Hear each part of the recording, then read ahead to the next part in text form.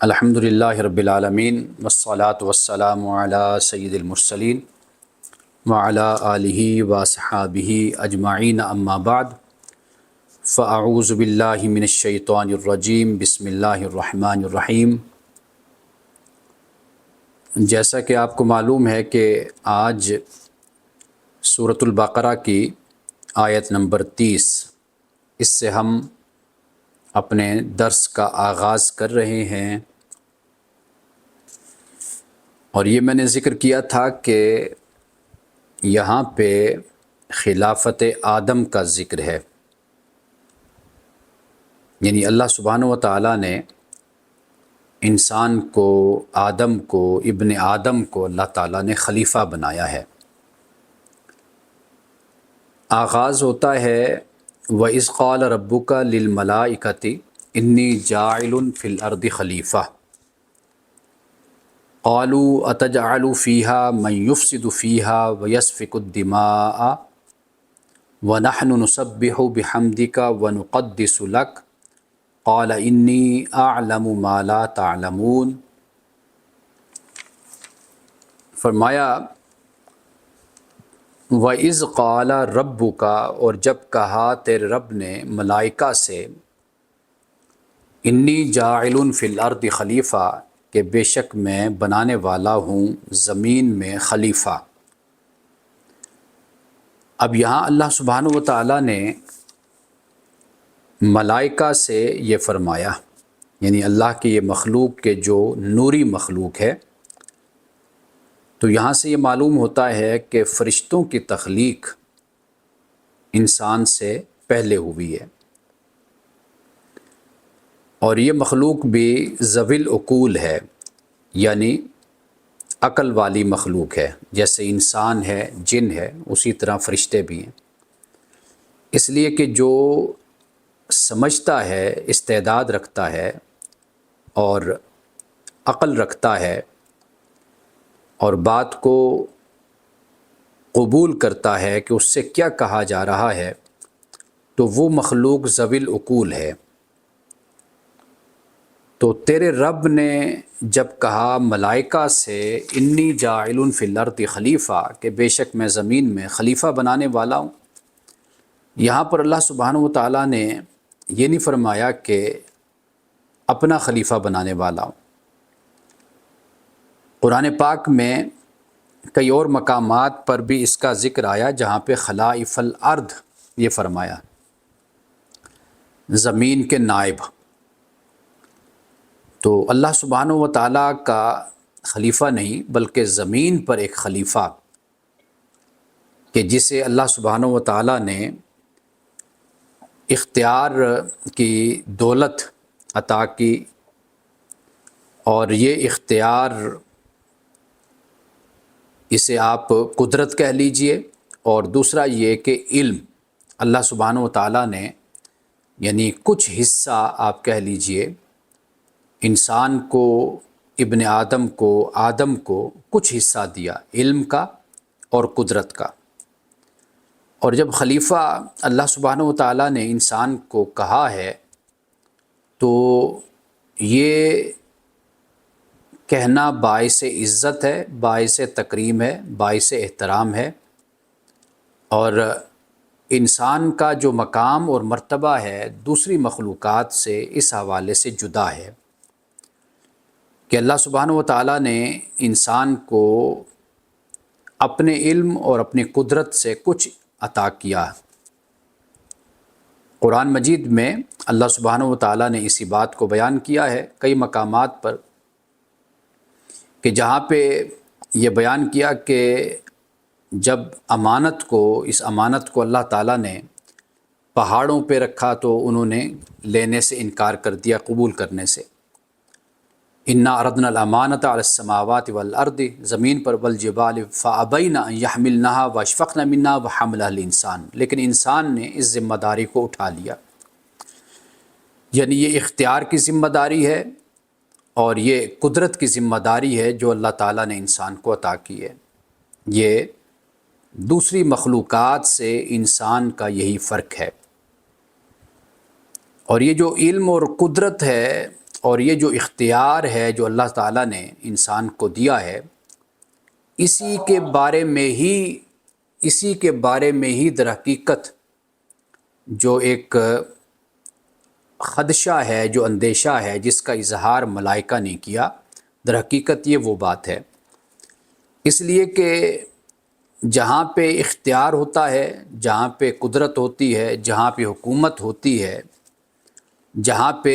وسائل ہوتے ہیں، تو وہاں پر خرابی کا اندیشہ اور امکان بھی ہوتا ہے۔ تو اس کے پیش نظر فرشتوں نے انسان کے بارے میں یہ کہا، وہ کہا کہ قالوا وتجعل فیہا من یفسد فیہا ویسفک الدماء۔ فرشتوں نے کہا کہ کیا تو زمین میں کسی ایسے کو مقرر کرنے والا ہے، یعنی ایسی مخلوق کو، کسی ایسے کو کہ جو زمین میں فساد برپا کر دے گا، یعنی زمین کے انتظام کو بگاڑ دے گا، ویسفک الدماء، اور زمین میں خون بہائے گا۔ اب یہ جو فرشتوں کا کہنا ہے، یہ در حقیقت ایک منطقی بات ہے، یعنی لاجیکلی یہ بات ہے کہ جہاں پر اختیار ہوتا ہے، جہاں پہ قدرت ہوتی ہے، جہاں پہ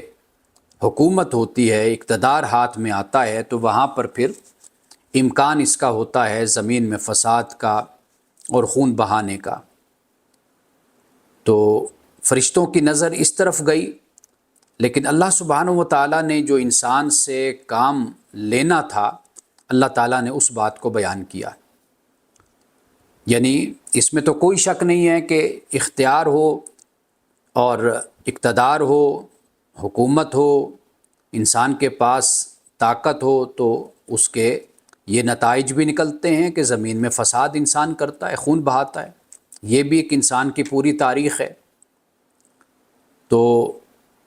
آج بھی جب ہم دیکھتے ہیں تو ہمیں یہی دو باتیں انسانوں میں نظر آتی ہیں، لیکن اس کے ساتھ خیر کا پہلو بھی ہوتا ہے کہ جسے اللہ سبحانہ و تعالیٰ نے آگے بیان کیا۔ یعنی اس سے یہ بات سمجھ آتی ہے کہ منفی پہلو زیادہ اجاگر کرنے کے بجائے مثبت پہلوؤں پر نظر رکھنے کی ضرورت ہوتی ہے، اور انسان کا جو وقت گزرتا ہے سکون اور اطمینان اور عزت کے ساتھ، تو وہ ہمیشہ اسی طرح گزرتا ہے کہ وہ ہمیشہ خوبیوں پر اور مثبت پہلوؤں پر نظر رکھے۔ اب جو فرشتوں نے بات کہی، یہ بات کوئی غلط بات نہیں ہے، یہ نتیجہ ہے، واضح بات ہے۔ اس لیے بعض مفسرین نے کہا کہ بھئی ممکن ہے کہ اس سے پہلے کوئی مخلوق ہو کہ جن کا کردار اور جن کے حالات سے فرشتے واقف ہوں، اس بنیاد پر فرشتوں نے یہ کہا ہو۔ لیکن یہاں پر اگر قرآن جس بات کو بیان کر رہا ہے، اگر اسی دائرے میں رہتے ہوئے بھی انسان اگر غور کرے، اگر آپ سوچیں، میں سوچوں، تو خود یہ بات سمجھ آتی ہے کہ جب اللہ تعالیٰ نے زمین میں کہا کہ میں خلیفہ بنانے والا ہوں، یعنی ایک با اختیار ایک مخلوق پیدا کرنے والا ہوں، قدرت رکھنے والی ایک مخلوق بنانے والا ہوں، تو واضح بات ہے کہ خود اسی سے جواب پیدا ہوتا ہے، اسی سے یہ سوچ بھی پیدا ہوتی ہے کہ اگر یہ پیدا ہوگی، جس کے پاس اختیار ہوگا، طاقت ہوگی، تو یہ پھر زمین میں فساد پھیلائے گا اور یہ خون بہائے گا۔ اب یہ ایک نتیجہ ہے کہ جس کو فرشتوں نے بیان کیا ہے، اور ایسا ہے کہ انسان کے پاس، آگے ہم پڑھیں گے سورۃ البقرہ میں ہی اللہ سبحانہ و تعالیٰ نے اس بات کو بیان کیا ہے کہ یہ وَإِذَا تَوَلَّىٰ سَعَىٰ فِي الْأَرْضِ،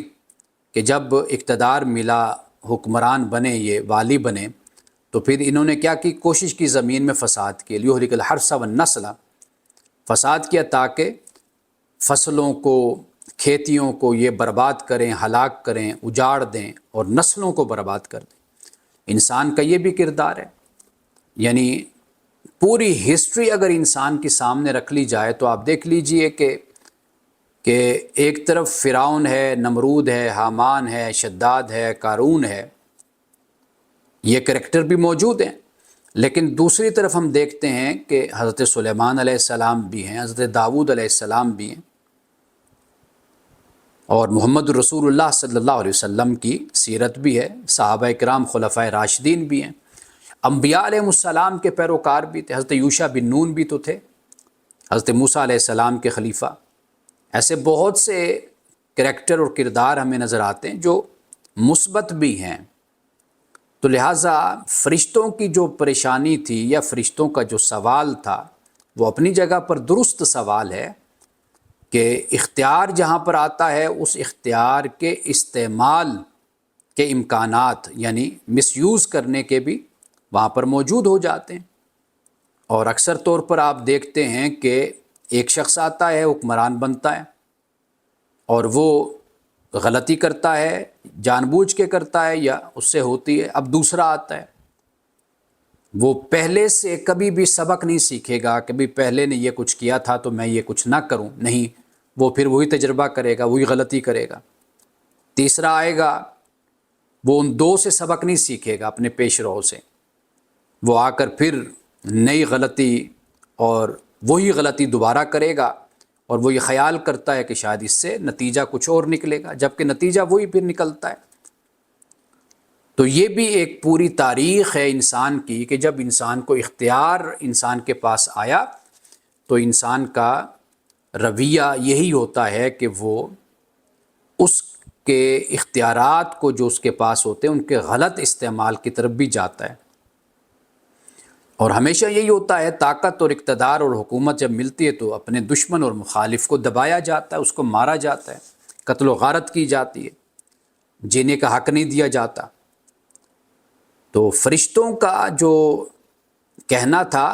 وہ اس طرح لاجیکلی اپنی جگہ پر وہ بات درست اور صحیح ہے کہ اختیار جہاں پہ آتا ہے وہاں پہ یہ سب کچھ پیدا ہوتا ہے۔ اب دیکھیے کہ اللہ سبحانہ و تعالی نے کیا فرمایا۔ اب اس کے بعد جو فرشتے کہتے ہیں کہ وَنَحْنُ نُسَبِّحُ بِحَمْدِكَ وَنُقَدِّسُ لَكَ، کہ ہم تیری تسبیح کرتے ہیں حمد کے ساتھ اور ہم تیری تقدیس بھی کرتے ہیں۔ اصل میں جو تقدیس اور تسبیح کا فرق ہے وہ یہ ہے کہ ویسے تو تسبیح کا ہوتا ہے کا مطلب عبادت میں گزرنا، اللہ کی عبادت میں رہنا، لیکن تسبیح کا تعلق ذات سے ہے، یعنی اللہ تعالیٰ کی ذات۔ جیسے ہم سبحان اللہ کہتے ہیں تو سبحان اللہ کا مطلب ہوتا ہے اللہ کی ذات عیبوں سے پاک ہے، تو تسبیح کا یہ معنی ہے۔ لیکن جب ہم تقدیس کہتے ہیں کہ ہم تیرے لیے تقدیس بھی کرتے ہیں، تو یہاں پر پھر تقدیس کا مطلب ہوتا ہے کہ جس طرح اللہ اپنی ذات میں ہر عیب سے پاک ہے، اسی طرح اللہ اپنی صفات میں بھی ہر عیب سے پاک ہے۔ تو فرشتوں نے یہی بات کی کہ ہم تیری حمد کے ساتھ تسبیح کرتے ہیں۔ حمد کا لفظ خاص طور پر یہ توجہ طلب ہے، اس لیے کہ شکر ہمیشہ تب ہوتا ہے کہ جب کسی ذات کا انسان پر احسان ہوتا ہے۔ تعریف تو انسان کسی کی بھی کر سکتا ہے، لیکن جو شکر ہے، تیرے شکر کے ساتھ ہم تسبیح کرتے ہیں، تیری حمد اور ثنا کے ساتھ تسبیح کرتے ہیں، تو یہ تب ہے کہ جب اللہ سبحانہ و تعالیٰ کے یعنی اس صفت کی طرف بھی اشارہ ہو جاتا ہے کہ اللہ سبحانہ و تعالیٰ خالق ہے، مالک ہے، انسان کا رب ہے، اور وہ اس نے انسان پر بڑے اپنے احسانات اور بڑے فضل کر رکھے، تو اس لیے یہاں پر حمد کا بھی ذکر ہو جاتا ہے۔ تو فرشتوں نے کہا کہ بھئی اے اللہ، جو مخلوق تو پیدا کرے گا وہ زمین کے نظام کو بگاڑ دے گی، وہ مخلوق خون ریزیاں کرے گی، خون خرابے کرے گی، قتل و غارت کرے گی، ہم ہیں، ہم تیرے شکر کے ساتھ تیری تسبیح بھی کرتے ہیں اور ہم تیرے لیے تقدیس بھی کرتے ہیں۔ قال انی اعلم ما لا تعلمون، اب اللہ پاک نے فرمایا کہ میں جانتا ہوں جو تم نہیں جانتے۔ اب اللہ سبحانہ و تعالی وہ کچھ جانتا ہے جو اللہ کی مخلوق نہیں جانتی۔ اب ملائکہ کی نظر ظاہر پر تھی، جو انہوں نے نتیجہ نکالا، دیکھا، یا جو کچھ بھی تاریخ ان کے سامنے تھی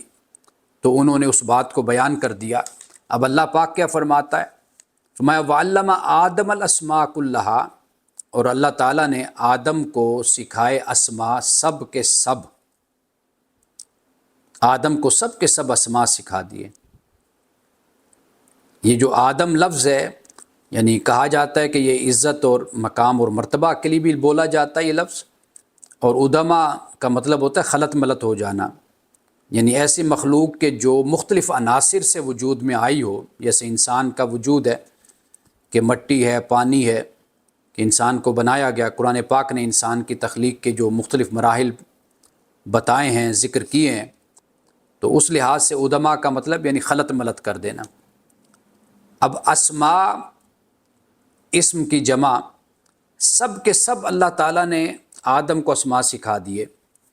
اب آدم کو اسماء سکھا دیے، یعنی حضرت آدم علیہ السلام، اس پر تو کوئی بھی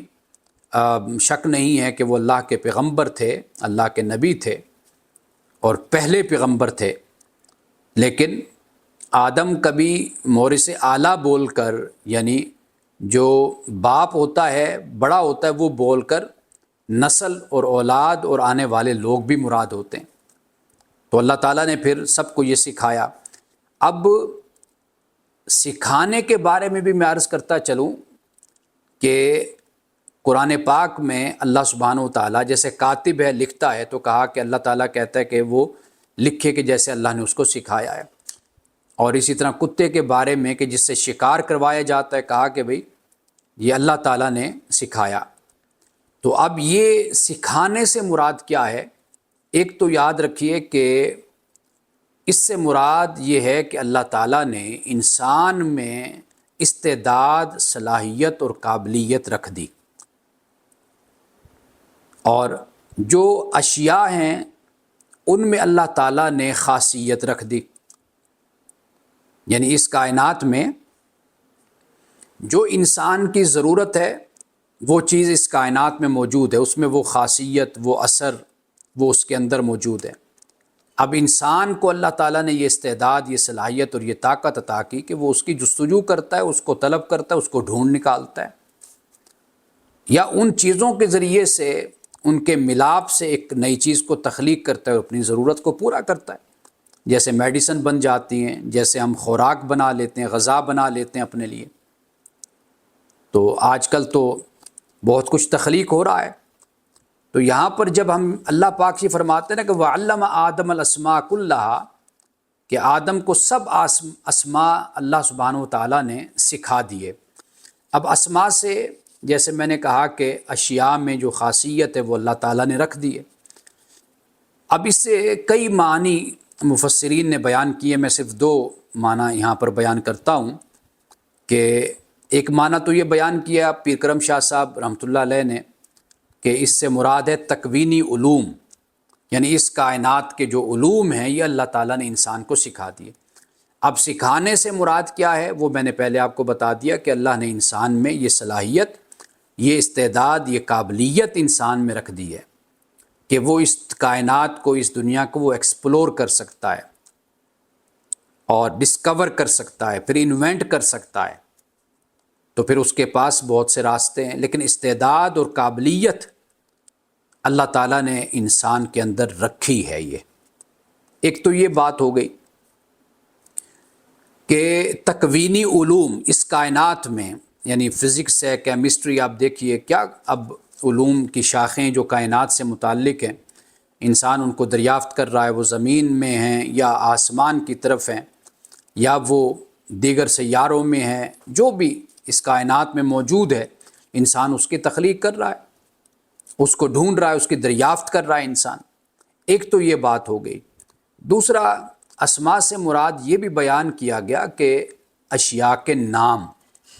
کہ جیسے کوئی چیز ہے تو انسان اس کو نام دیتا ہے، پہلے اس کو تخلیق کرتا ہے، اس کو ایجاد کرتا ہے، اس کو دریافت کرتا ہے، پھر اس کو ایک نام دے دیتا ہے۔ اب یہاں پر میرے پاس جس طرح بہت کچھ پڑا ہوا ہے، آپ دیکھیے یہ کتابیں ہیں، یہ ٹیبل ہے، گلاس ہے، اب ہر چیز کا ایک ایک نام دیا گیا۔ یہ کس نے دیا؟ اللہ تعالیٰ نے انسان کو یہ استعداد دی ہے کہ وہ ایک نام کو تخلیق کرتا ہے۔ دنیا میں جتنی بھی زبانیں بولی جاتی ہیں، آپ دیکھیے کہ ان زبانوں میں اشیاء کے نام موجود ہیں۔ یہ وہ صلاحیت ہے، یہ وہ استعداد ہے جو اللہ تعالیٰ نے انسان کو عطا کی ہے، اور انسان کو یہ چیز سکھائی ہے۔ سکھانے سے مراد پھر میں وہی بات کہہ رہا ہوں کہ یہاں پر قرآن پاک کے مختلف مقامات کو جب ہم دیکھتے ہیں تو وہاں پر سکھانے سے مراد یہی ہے۔ وَعَلَّمَهُ الْبَيَانَ، قرآن کہتا ہے نا علمہ البیان، کہ اللہ نے اس انسان کو بیان سکھایا۔ اب بیان سکھانا یہ تو نہیں کہ اللہ تعالیٰ انسان کو ڈائریکٹ بولنا سکھا رہا ہے، بتا رہا ہے کہ بھئی اس طرح کس سے بولا کرو، یوں بولا کرو، یہ بات تو نہیں ہے۔ تو واضح بات ہے کہ اس سے مراد یہی ہے کہ اللہ سبحانہ و تعالیٰ نے انسان میں سیکھنے کی، بیان کی اللہ تعالیٰ نے استعداد رکھتی ہے۔ اگر انسان اس پر کوشش کرے تو وہ ضرور سیکھ جاتا ہے، اگر نہیں سیکھنا چاہتا تو وہ پھر اس کی اپنی مرضی ہوتی ہے۔ تو باقی ایسا نہیں ہے کہ انسان کی پہنچ سے اور دسترس سے کوئی چیز باہر ہو سکتی ہے۔ انسان کا اپنا رجحان اور توجہ وہ اپنی جگہ پر ہوتی ہے۔ اگر انسان کچھ سیکھنا اور سمجھنا چاہے تو وہ سمجھ بھی جاتا ہے۔ اب اس کے بعد فرمائے ثم عرضهم علی الملائکۃ، پھر اللہ تعالیٰ نے انہیں، یعنی جو نام سکھائے تو پھر انہیں اللہ نے ملائکہ پر پیش کیے۔ فقال، تو پھر فرمایا انبئونی باسماء ہؤلاء، کہ اگر تم، جو تمہارا خیال اور جو تم کہہ رہے تھے، اگر وہ تمہارا خیال اور وہ تمہاری بات اگر صحیح ہے، تو کہا کہ بھئی کہ کسی خلیفے کے یعنی مقرر کرنے سے نظام بگڑ جائے گا، تو اگر یہ تمہاری بات صحیح ہے تو پھر ذرا ان چیزوں کے نام تو بتاؤ، ان کنتم صادقین، اگر تم سچے ہو۔ قالوا سبحانک لا علم لنا الا ما علمتنا، تو فرشتوں نے کہا کہ تیری ذات پاک ہے، ہمارے پاس علم نہیں ہے، بس اتنا علم ہے جتنا تو نے ہمیں سکھایا ہے، یعنی جو حکمت کے تحت تو نے ہمیں دیا بس اتنا علم ہمارے پاس ہے۔ اب جو تو نے آدم کو دیا علم، وہ علم ہمارے پاس نہیں ہے۔ انک انت العلیم الحکیم، کہ بے شک تو جاننے والا، حکمت والا ہے۔ تو اللہ سبحانہ و تعالیٰ نے انسان کو علم اور قدرت، یہ دو، یعنی اپنے علم اور اپنی قدرت میں سے کچھ حصہ، کچھ اللہ نے انسان کو عطا کیا، انسان کو دیا، تھوڑا سا انسان کو عطا کیا ہے۔ اب یہ دیکھ لیجئے کہ فرشتوں نے یہاں پر واضح طور پر اس بات کا اظہار کر دیا کہ یہ ہمارے اختیار میں نہیں ہے، تیری ذات پاک ہے اور تو ہی جاننے والا ہے، ہمارے پاس اتنا علم ہے جتنا تو نے ہم کو دیا ہے۔ اب فرشتے آغاز میں خلیفہ بنانے پر کہہ رہے تھے کہ بھئی کیا تو اسے پیدا کرے گا کہ جو زمین میں فساد پھیلائے گا، خون بہائے گا، کیونکہ اللہ تعالیٰ نے کہا کہ میں زمین میں خلیفہ بنانے والا ہوں۔ خلیفہ سے ہی تصور اختیار کا آ جاتا ہے، قدرت کا آ جاتا ہے، حکمرانی کا آ جاتا ہے، طاقت کا آ جاتا ہے، خلیفہ سے ہی۔ اور اس کا جو نیگیٹو پہلو ہے وہ یہی ہے کہ زمین میں جب حکومت اور حکمرانی ہوگی تو اس کا امکان ہوتا ہے کہ وہ خون خرابہ کرے گا۔ لیکن اللہ تعالیٰ نے انسان کا ایک اور پہلو ہمارے سامنے رکھا اور فرشتوں کو یہ بتایا کہ بھئی میں نے جس مخلوق کو پیدا کیا ہے وہ اس کا یہ پہلو بھی سامنے رکھو، پیش نظر رکھو۔ وہ پہلو کیا ہے؟ وہ علم کا پہلو ہے، کائناتی علوم کا پہلو ہے، وہ سائنس کی ترقی کا پہلو ہے، وہ فلسفہ کا پہلو ہے کہ انسان اس دنیا میں جب آئے گا تو میری علم کی خیرات اس کے پاس ہوگی، قدرت کی خیرات ہوگی۔ وہ زمین پر جب آئے گا تو پھر بڑے بڑے کارنامے سر انجام دے گا۔ اب کتنے بڑے بڑے کارنامے انسانوں نے سر انجام دیے، بے شک یہ تاریخ بھی ساتھ ہی چلتی ہے، خون بہانے کی، فساد کی بھی۔ لیکن دوسری طرف اگر آپ دیکھیں، انبیاء علیہ السلام ہیں، اللہ کے نیک بندے ہیں، عابدین ہیں، صلحاء ہیں، شہداء ہیں، صدیقین ہیں، یہ بھی اللہ کے بندے ہیں۔ علم کے حوالے سے آپ دیکھ لیجئے کتنا کام انسانوں نے کیا، یعنی فقہائے کرام کو آپ دیکھ لیجئے، بڑے بڑے فلاسفرز کو دیکھ لیجئے، انسان اس علم کے ساتھ کتنا آگے آج بڑھ چکا ہے، تمدن میں کتنا فرق آ گیا، شہری زندگی میں کتنا فرق آ گیا، تہذیبیں کتنی بدل گئیں۔ تو یہ سب کچھ جب ہم ان چیزوں کا جائزہ لیں گے تو ہمیں معلوم ہوگا کہ انسان کا یہ پہلو بھی ہے۔ اصل معاملہ یہی ہوتا ہے کہ تخریب کاری اور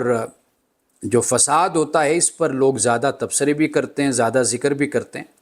جبکہ معاشرے میں بڑے مثبت پہلو بھی ہوتے ہیں انسانی زندگی میں.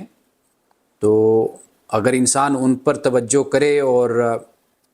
ان پر بات کرے اور ان پر غور و فکر کرے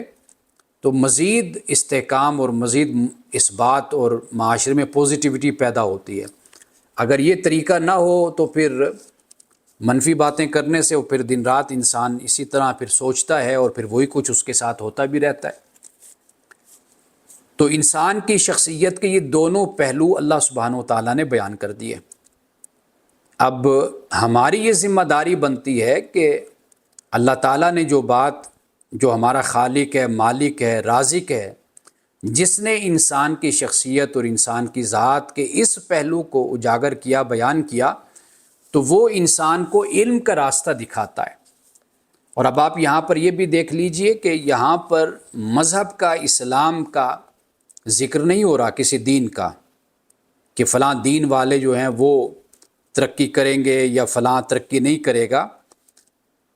اللہ سبحانہ و تعالیٰ نے یہاں پر آدم کا ذکر کیا، اولاد آدم کا ذکر کیا، ابن آدم کا ذکر کیا. اور ان کا جب ذکر ہو گیا تو اس سے معلوم ہو گیا کہ اس کائنات میں جو آگے بڑھنا ہے انسان کا وہ اس کے علم کے ساتھ ہے، اور شرف انسان کا علم ہے. اب ایک مسلمان قوم ہے یا کوئی قوم اگر جاہل ہے تو یہ جہالت تو شرف نہیں ہے نا. تو انسان کا جو شرف ہے وہ علم ہے، اور اسی علم کے ساتھ ہی قدرت بھی ہے.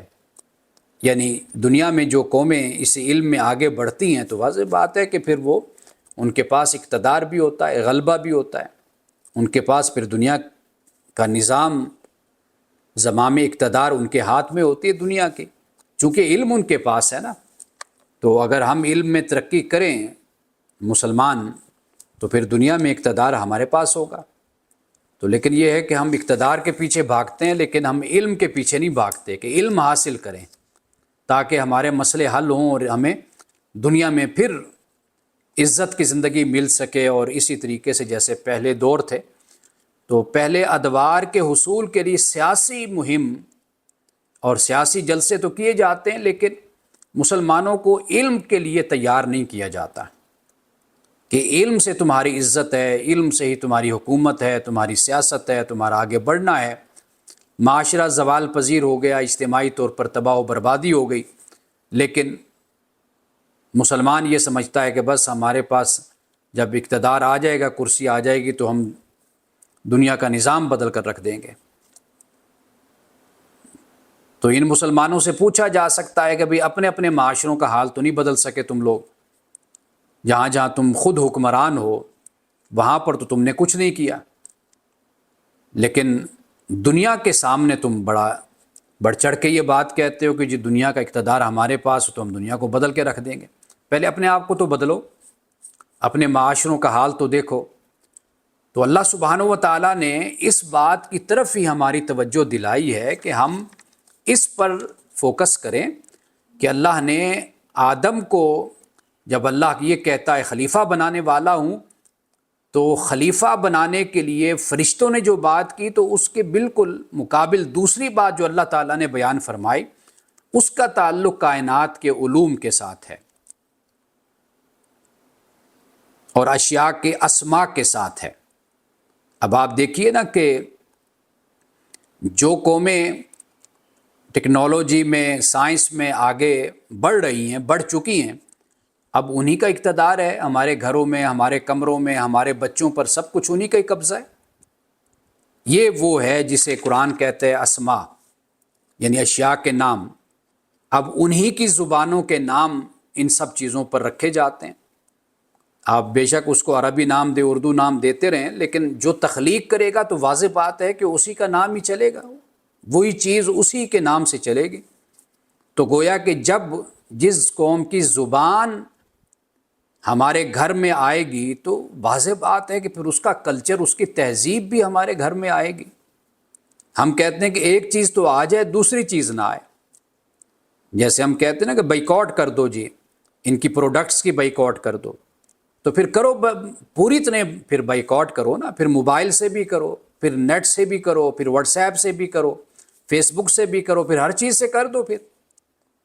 تو واپس پھر اسی اپنے دور میں، تاریکی کے دور میں چلے جاؤ، پھر چھوڑ دو پھر دنیا کو۔ تو سوال اصل میں پھر یہی پیدا ہوتا ہے نا کہ آپ اپنی پسند کی چیز پر تو احتجاج کرتے ہیں اور کہتے ہیں کہ ہڑتال کر دو، اس کو بائیکاٹ کر دو، پھر سب چیزوں سے بائیکاٹ کرو، کیونکہ ساری ٹیکنالوجی سے فائدہ تو پھر ان کو پہنچتا ہی ہے۔ آپ کے موبائل آپ لیں گے، آپ کی اتنی بڑی مسلمانوں کی مارکیٹ ہے جہاں پر وہاں سے بن کر سارا کچھ آپ کے پاس آتا ہے، آپ استعمال کر رہے ہیں، اس سے وہ کروڑوں اربوں روپیہ ڈالرز کماتے ہیں۔ تو یہ سارا کچھ پھر اسی طرح ہے، لیکن یہ ہے کہ یہ طریقہ نہیں ہے دنیا میں چلنے کا۔ دنیا میں طریقہ یہ ہے کہ آپ علم ہے اس میں مقابلہ کریں دوسری قوموں کا، پھر آپ دیکھیے کہ آپ کیسے پھر آگے بڑھتے اور نکلتے چلے جاتے ہیں۔ آپ احتجاج کر کے بائیکاٹ کر کے مزید اپنے ملک کو بھی، اس کو بھی دیوالیہ کرتے ہیں اور مزید بے روزگاری پیدا کرتے ہیں، مزید مسائل پیدا کرتے ہیں، اور جبکہ دوسری طرف آپ ان کو زر مبادلہ مہیا کر رہے ہوتے ہیں اور بڑی چیزیں جن کے ذریعے سے مہیا کر رہے ہوتے ہیں۔ مثال کے طور پر پاکستان کیا چیزیں بناتا ہے؟ آپ مجھے بتا دیجئے کتنی چیزیں یہاں پر ایجاد ہو رہی ہیں، تخلیق ہو رہی ہیں، سب کچھ باہر سے آتا ہے۔ آپ کی میڈیسن باہر سے آئے گی، آپ کی جتنی سرجری کی چیزیں ہیں وہ باہر سے آئیں گی، یہ جو ہمارے ہاسپٹلز میں جتنا کچھ بھی سامان ہوتا ہے یہ سب باہر سے آتا ہے۔ پاکستان کیا بناتا ہے؟ تو دنیا سے مقابلہ کرنے کے لیے یہ نہیں ہوتا کہ آپ دنیا کے مقابل کھڑے ہو جائیں اور کہیں جی ہم یہ نہیں لیں گے، ہم وہ نہیں لیں گے، نہ لیں، کیا ہو جائے گا نہ لینے سے ہمارے۔ تو اصل کام یہ ہے کہ جس طرح جاپان نے یورپ کو، امریکہ کو چیلنج کر دیا تھا اپنی ایجادات کے ذریعے سے، جس طرح آج چائنا نے دنیا کو، یورپ کو اور امریکہ کو جس طرح پریشان کر دیا ہے اپنی ایجادات اور اپنی محنت اور اپنے کام اور صنعت کے ذریعے سے، اصل یہ طریقہ ہے دنیا کا مقابلہ کرنے کا۔ جو طریقے ہم اختیار کرتے ہیں اس پر تو سوائے دکھ کے اور بے بسی کے کوئی اور طریقہ کیا ہے کہ جس پر ہم اظہار کر سکیں۔ اللہ تعالی ہمیں عقل عطا فرمائے۔